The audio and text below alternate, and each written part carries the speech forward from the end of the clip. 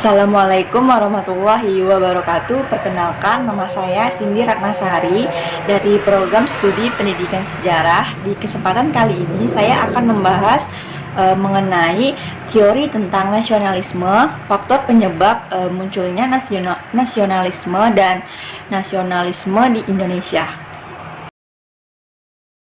Nah, jadi untuk pertama itu kita harus mengetahui apa itu nasionalisme. Jadi nasionalisme itu berasal dari kata nation dalam bahasa Inggris dan nati dalam bahasa Belanda yang berarti bangsa.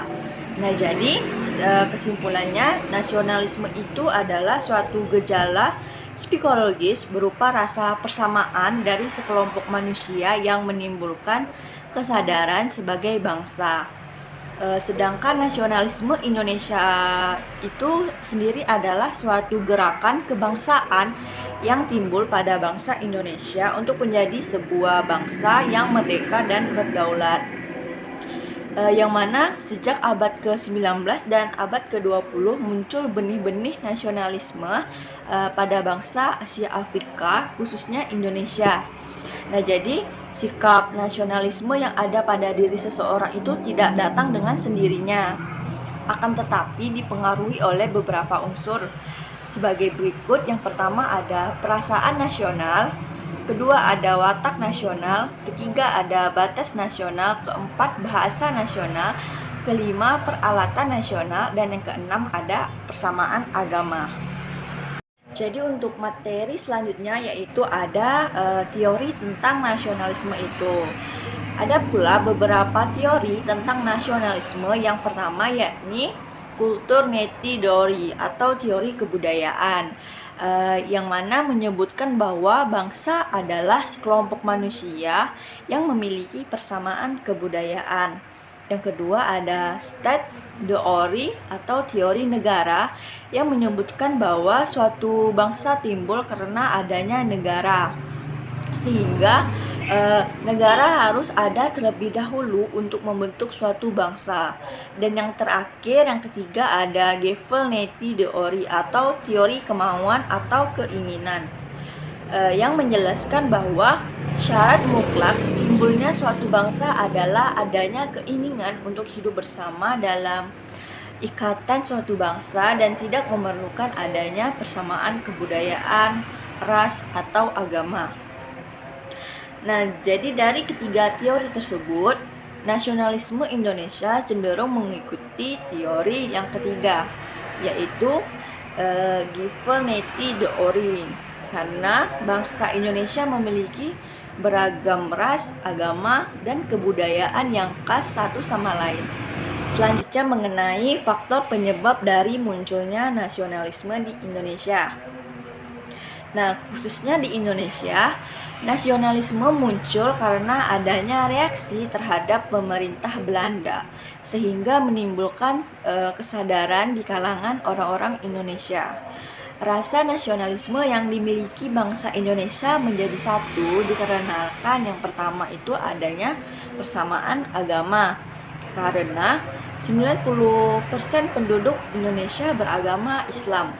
Dan yang kedua adanya perkembangan lingua franca atau bahasa Melayu yang menjadi satu bahasa kebangsaan. Dan yang ketiga adanya Dewan Rakyat atau Volksraad, yaitu majelis perwakilan tertinggi untuk seluruh Indonesia. Nah, dalam buku Nasionalisme 2019 oleh Utama Andri, dia menyebutkan bahwa ada beberapa faktor pendorong dari munculnya rasa kebangsaan di Indonesia itu. Antara lain ada faktor yang berasal dari dalam dan yang disebut internal, dan faktor yang berasal dari luar yang kita kenal sebagai eksternal. Faktor internal yang pertama yaitu kenangan kejayaan masa lalu. Nah, bangsa India, bangsa Indonesia, Mesir, dan Persia pernah mengalami masa kejayaan sebagai bangsa yang merdeka dan berdaulat. Kejayaan masa lampau inilah yang mendorong untuk melepaskan diri dari penjajahan. Untuk Indonesia sendiri, kenangan kejayaan masa lampau tampak dengan telah terjadinya kenangan hendak kejayaan pada masa kerajaan Majapahit dan Sriwijaya. yang mana pada masa Majapahit mereka dapat menguasai kawasan seluruh Nusantara, sedangkan masa Sriwijaya dapat berkuasa di lautan karena maritimnya yang kuat. Yang kedua ada perilaku Belanda yang menyengsarakan masyarakat. Dan yang ketiga, timbulnya kembali golongan pertengahan kaum terpelajar.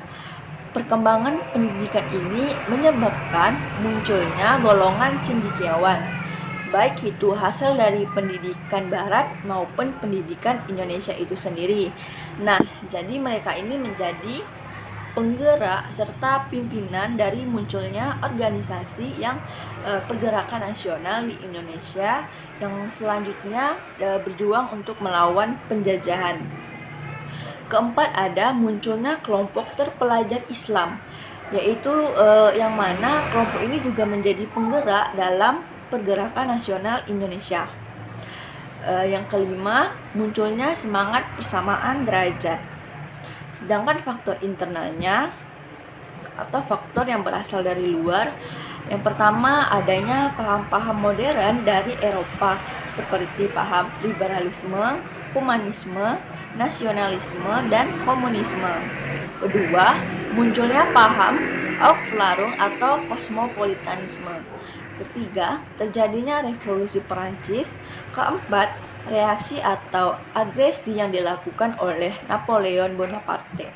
Dan yang kelima, adanya kemenangan Jepang atas Rusia, yang mana pada tahun 1904 hingga 1905 Jepang melawan Rusia dan tentara Jepang sukses dalam mengalahkan Rusia.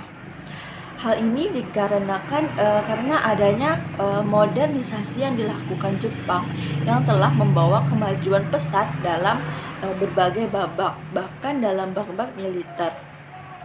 Nah, karena kesuksesan Jepang yang melawan Rusia inilah yang mendorong lahirnya semangat bangsa-bangsa Asia Afrika mulai bangun melawan bangsa asing yang berada di negerinya.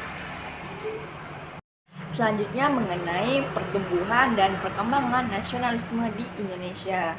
Yang pertama itu tumbuhnya nasionalisme di Indonesia diawali dengan semangat nasionalisme yang dipergunakan sebagai ideologi atau paham untuk organisasi pergerakan nasional yang telah tersedia. Adicita nasional di Indonesia dikenakan oleh Partai Nasional Indonesia atau juga yang disebut dengan Partai PNI yang diketuai oleh Insinyur Soekarno. PNI ini mempunyai tujuan untuk memperjuangkan kehidupan bangsa Indonesia yang bebas dari penjajahan, sedangkan cita-citanya adalah mencapai Indonesia merdeka dan berdaulat, serta mengusir penjajahan pemerintahan Belanda di Indonesia. Mengenai tumbuhnya nasionalisme, dan sekarang kita membahas mengenai perkembangan nasionalisme itu sendiri di Indonesia. Nah, sebagai upaya menumbuhkan rasa nasionalisme di Indonesia diawali dengan pembentukan identitas nasional, yaitu dengan telah tersedianya penggunaan istilah Indonesia untuk menyebut negara kita ini. Nah, di mana selanjutnya istilah Indonesia ini dipandang sebagai identitas nasional, simbol perjuangan bangsa Indonesia dalam menantang penjajahan. Nah, kata-kata yang dapat mempersatukan bangsa dalam melakukan perjuangan dan pergerakan melawan penjajahan, sehingga segala wujud perjuangan dilakukan demi kebutuhan Indonesia, bukan atas nama kawasan lagi.